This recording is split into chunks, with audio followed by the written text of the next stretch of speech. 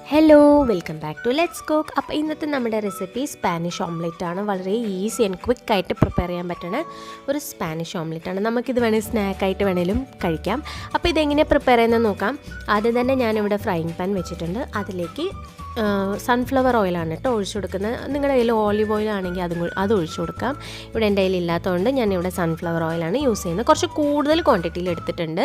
അതുപോലെ തന്നെ ഇപ്പം നന്നായിട്ട് ചൂടായി വന്നിട്ടുണ്ട്. അതിലേക്ക് ഞാൻ സവോള ഇട്ട് കൊടുക്കുന്നുണ്ട്. സവോള നല്ല തിന്നായിട്ട് അരിഞ്ഞതാണ് കേട്ടോ. ഒരു സവോള നല്ല തിന്നായിട്ട് അരിഞ്ഞത് ഇവിടെ ഇട്ട് കൊടുത്തിട്ടുണ്ട്. ഇത് നന്നായിട്ടൊന്ന് ഫ്രൈ ചെയ്തെടുക്കണം. നല്ല പോലെ ഒന്ന് ഫ്രൈ ചെയ്തെടുക്കണം.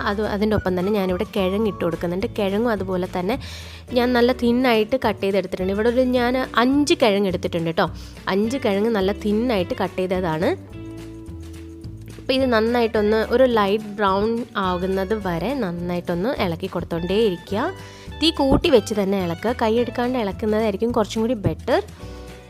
അപ്പോൾ പെട്ടെന്നൊന്നും ആവും. അപ്പം നിങ്ങൾ ഇത് ഫ്രൈ ചെയ്യുന്ന സമയത്ത് ഇടയ്ക്ക് സവോള ഒന്ന് കരിഞ്ഞു പോകുന്നുണ്ടെന്ന് തോന്നുന്നുണ്ടെങ്കിൽ ഒന്ന് ഫ്ലെയിം ഒന്ന് ലോ ആക്കി വെച്ചിട്ട് ചെയ്തോളൂ. അപ്പോൾ ഇത് നന്നായിട്ടൊന്ന് ഫ്രൈ ആക്കി കിട്ടണം.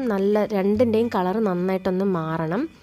നല്ല പോലെ ഒന്ന് നല്ല ഫ്രൈ ആയി കിട്ടിയാൽ മാത്രമേ ഇതിൻ്റെ ഒരു കറക്റ്റ് ടേസ്റ്റ് നമുക്ക് കിട്ടുള്ളൂ. അപ്പോൾ ഡീപ്പ് ഫ്രൈ അല്ലേ, അപ്പോൾ നല്ല ടേസ്റ്റ് ആയിരിക്കും. അപ്പോൾ കണ്ടില്ല, അതിൻ്റെ കളറൊക്കെ മാറി പെർഫെക്റ്റ് ആയിട്ട് കിട്ടിയിട്ടുണ്ട്. ലൈറ്റ് ബ്രൗൺ കളറിൽ നമുക്ക് കിട്ടിയിട്ടുണ്ട്.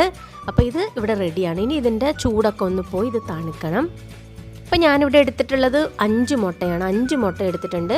അപ്പോൾ അതിലേക്ക് നമ്മൾ സവോളയും കിഴങ്ങും കൂടി വറുത്ത് വെച്ചിട്ടുണ്ടായിരുന്നില്ലേ, അത് ഇതിനകത്തോട്ട് ഇട്ട് കൊടുക്കണം. ഇതിൻ്റെ ചൂടൊക്കെ മാറിയിട്ടുണ്ട് കേട്ടോ. അപ്പോൾ ഇതിൻ്റെ ചൂടൊക്കെ പോയി കഴിഞ്ഞിട്ടാണ് ഞാനിതിലേക്ക് ഇട്ട് കൊടുക്കുന്നത്.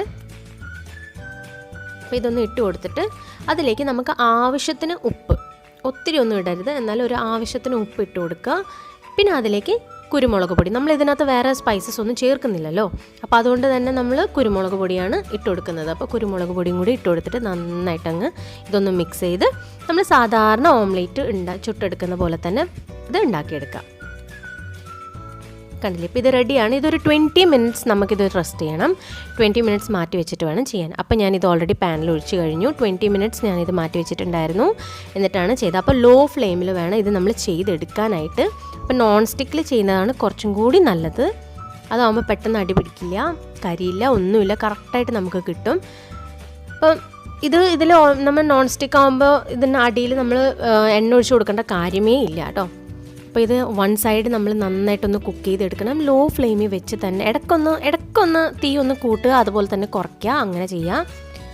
അപ്പോൾ ഇത് നല്ല അടിപൊളിയായിട്ട് നമുക്ക് കിട്ടും. നല്ല സിമ്പിളായിട്ടുള്ള റെസിപ്പിയാണ് കേട്ടോ. ഇതിനകത്ത് നിങ്ങൾക്ക് പൊട്ടാറ്റോ മാത്രമല്ല, നിങ്ങൾക്ക് ഇഷ്ടമുള്ള ഏത് വെജിറ്റബിൾ ആണെങ്കിലും ഇവിടെ ഇപ്പോൾ ക്യാബേജ് ആണെങ്കിലും ശരി, ക്യാപ്സിക്കം, ബീൻസ്, നിങ്ങൾക്ക് ഇഷ്ടമുള്ള എടുത്ത് നിങ്ങൾക്ക് ഇതിനകത്ത് യൂസ് ചെയ്യാം. പക്ഷേ മെയിനായിട്ട് നമ്മൾ കോൺസെൻട്രേറ്റ് ചെയ്യുന്നത് തന്നെ പൊട്ടാറ്റോ ആണ്. കിഴങ്ങാണ് ഇതിൻ്റെ മെയിൻ ഇൻഗ്രീഡിയൻറ്റ്. അപ്പോൾ പക്ഷേ നമുക്ക് ഇഷ്ടമുണ്ടെങ്കിൽ വേറെ ഏതെങ്കിലുമൊക്കെ നിങ്ങൾക്ക് ഇഷ്ടമുള്ള വെജിറ്റബിൾസും ഇതിനകത്ത് ചേർത്ത് നിങ്ങൾക്കിത് പ്രിപ്പയർ ചെയ്യാം. നല്ല ഹെൽത്തിയാണ്, നല്ല ടേസ്റ്റിയാണ്. പിന്നെ ഒരുപാട് സ്പൈസസ് ഒന്നും ഇല്ലാത്തതുകൊണ്ട് കുഞ്ഞുങ്ങൾക്കും ഇത് ഇഷ്ടപ്പെടും. കുരുമുളക് മാത്രമേ ഉള്ളൂ. അപ്പോൾ നമ്മുടെ വൺ സൈഡ് നമ്മൾ കുറച്ച് ക്ഷമയോടെ ഇരുന്ന് വൺ സൈഡ് ആകുന്നത് വരെ ഒന്ന് വെയിറ്റ് ചെയ്യുക. എന്നാൽ മാത്രമേ ഇതിൻ്റെ പെർഫെക്റ്റ് നമുക്ക് കിട്ടത്തുള്ളൂ. അപ്പോൾ ഇത് ഏകദേശം കറക്റ്റായിട്ട് നമുക്ക് കിട്ടാറായി. അപ്പോൾ വൺ സൈഡ് കുക്കായിട്ടുണ്ട്. അപ്പം നമുക്കിത് തിരിച്ചൊന്ന് എടുക്കണം.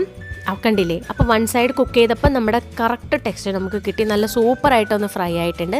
ഇനി അടുത്ത സൈഡും കൂടി നമുക്ക് നന്നായിട്ടൊന്ന് കുക്ക് ചെയ്തെടുക്കണം. അപ്പോൾ കണ്ടില്ലേ, ഇത്രയേ ഉള്ളൂ. നമ്മൾ സാധാരണ ഓംലെറ്റ് ഉണ്ടാക്കുന്ന പോലെ തന്നെയാണ്. പക്ഷേ ഇതിനകത്ത് നമ്മൾ കുറച്ച് വെജിറ്റബിൾസ് ചേർക്കുന്നുണ്ടെന്ന് മാത്രമേ ഉള്ളൂ. അപ്പോൾ നല്ല ഹെൽത്തി ആയിട്ടുള്ള, നല്ല ഡിലീഷ്യസ് ആയിട്ടുള്ള ഒരു ഓംലെറ്റാണ് സ്പാനിഷ് ഓംലെറ്റ്. അപ്പോൾ എല്ലാവരും ഇതൊന്ന് ട്രൈ ചെയ്ത് നോക്കണം കേട്ടോ. അപ്പോൾ എൻ്റെ വീഡിയോ ആദ്യമായിട്ട് കാണുന്ന ആളാണെങ്കിൽ സബ്സ്ക്രൈബ് ചെയ്യണം, ലൈക്ക് ചെയ്യണം, കമൻറ്റ് ചെയ്യണം, എല്ലാ ഫ്രണ്ട്സിനും ഫാമിലിക്കും ഷെയർ ചെയ്ത് കൊടുക്കണം. അപ്പോൾ ഇതേപോലെ തന്നെ നല്ല അടിപൊളി റെസിപ്പി ആയിട്ട് ഇനിയും നമുക്ക് നമ്മുടെ വീഡിയോയിൽ കാണാം. അപ്പോൾ until then, take care, bye bye.